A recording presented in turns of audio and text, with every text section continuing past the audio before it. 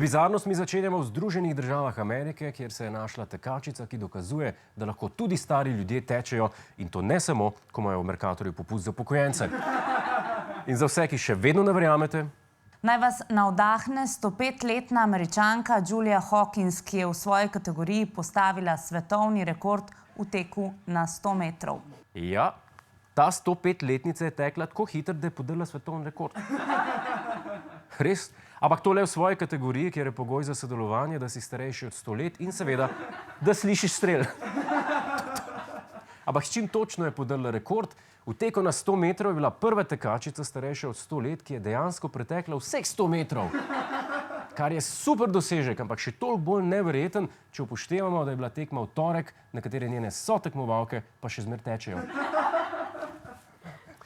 Tiste, ki so tekme začele z nizkim štartom, pa se niso še niti pobrale.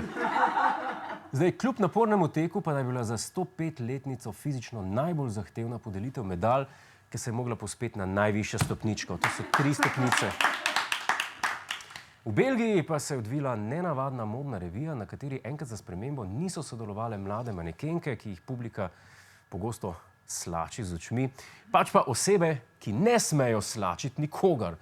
Dajmo pogledati.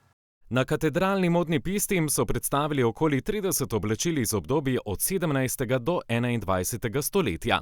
Od bolj ekstravagantnih, ki so jih nosili v baročnem obdobju, pa vse do preprostejših. Oči vas ne varajo, po modni pisti so se res prehodili duhovniki.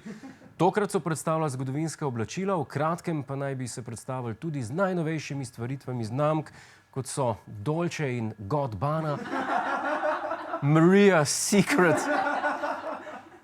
ja, prav ste rekli, in Calvin Christ.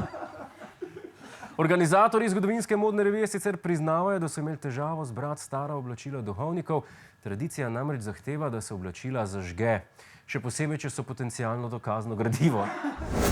Hej, to je naš YouTube kanal, klikni na ta gumb in se naroči, da boš na tekočem.